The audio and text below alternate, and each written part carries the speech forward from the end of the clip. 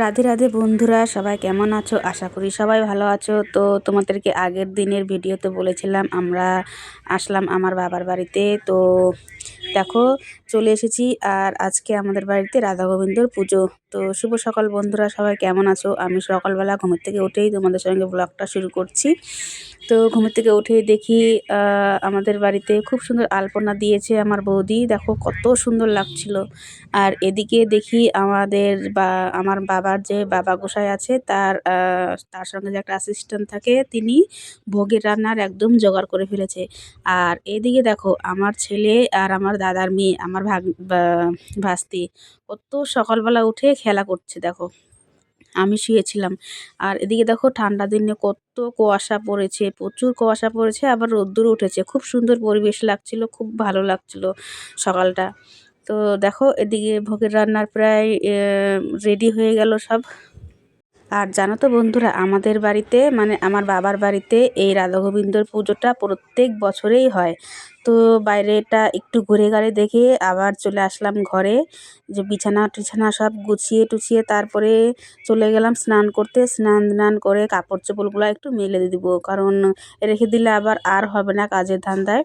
তো রেখে দিলে তো আবার ধোয়া হবে না, যার জন্য পরেও থাকবে। আর আমি তো বেশি জামা কাপড় নিয়ে যাইনি, তো পরতেও তো লাগবে তাই না।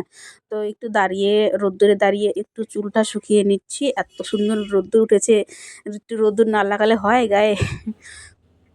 আর একটা কথা কি বলো তো বন্ধুরা, যখন এই যে আমি বাবার বাড়িতে যাই না, তখন রোদ্দুর বলো বা হাওয়া বলো খুব সুন্দর করে আমি উপভোগ করি, কারণ আমরা তো টাউনে থাকি আর আমি সবসময় কাজে থাকি।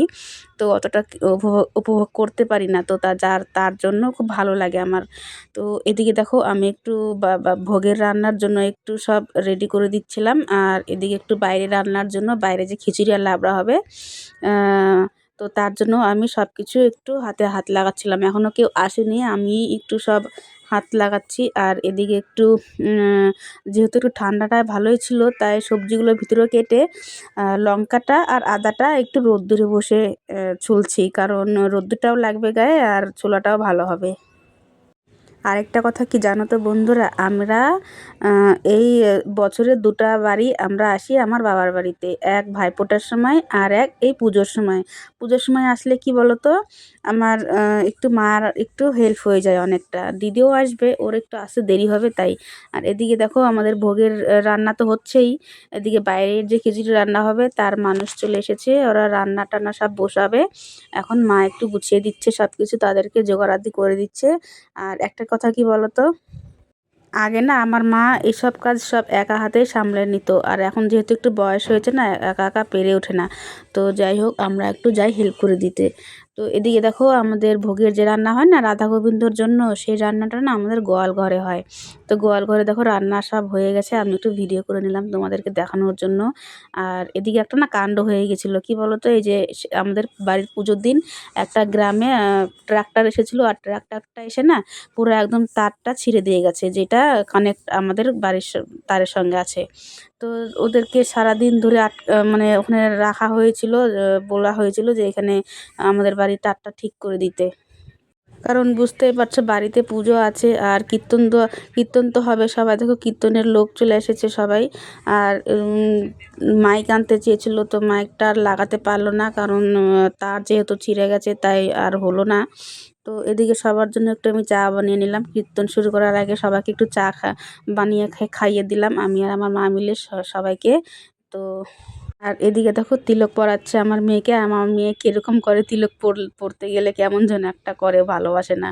আর এদিকে দেখো দেখো একটু আমাকেও তিলক পরিয়ে দিচ্ছে মা। আর তিলক পরতে আমার বেশ ভালোই লাগে। আর এদিকে দেখো আর একটা জিনিস তোমাদের সঙ্গে শেয়ার করি।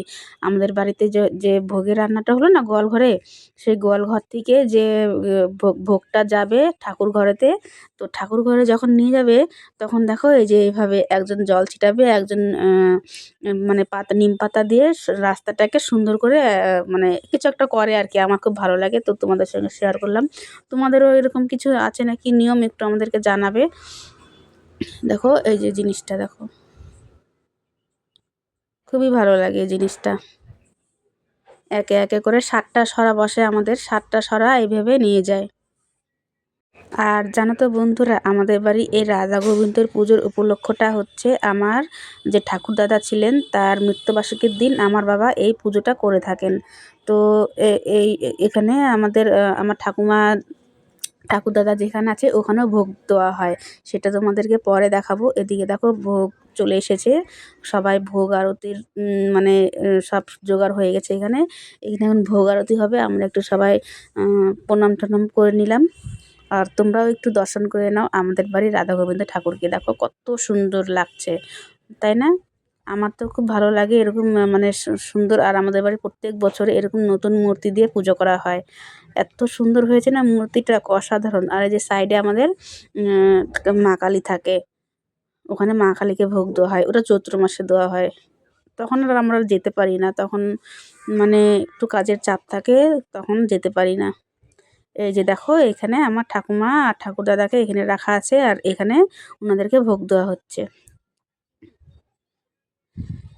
আরও অনেক কিছুই হয়, আমি তোমাদের সঙ্গে শেয়ার করতে পারিনি, কারণ যেহেতু লাইনের তারটা মানে কাটা পড়ে গেছে, আর আমার মোবাইলে না অতটা চার্জও ছিল না, যেটুকুনি একটু চার্জ ছিল আমি ওইটুকুনি একটু একটু করে ক্লিপ নিয়ে আমি তোমাদেরকে ভিডিওটা শেয়ার করলাম। হ্যাঁ, তোমাদেরকে কেমন লাগলো জানিও। আর এদিকে দেখো প্রসাদ হয়ে গেছে, আর এদিকে সবাই প্রসাদ খাওয়ার জন্য বসিয়ে দেওয়া হয়েছে। একদিকে বাচ্চা পার্টি আছে, একদিকে গুরুজনেরা আছে। তো সবাইকে আমরা সবাই মিলে প্রসাদ দিচ্ছি। এই যে প্রথমে ভোগ প্রসাদ দিয়ে দিলাম সবাইকে, তারপরে একে একে করে সবাইকে খিচুড়ি প্রসাদ দেওয়া হবে। তো ভিডিওটা কেমন লাগলো বন্ধুরা জানিও, আর পুরো ভিডিওটা দেখার জন্য অসংখ্য ধন্যবাদ। সবাই ভালো থেকো, সুস্থ থাকো, ঠিক আছে, টাটা।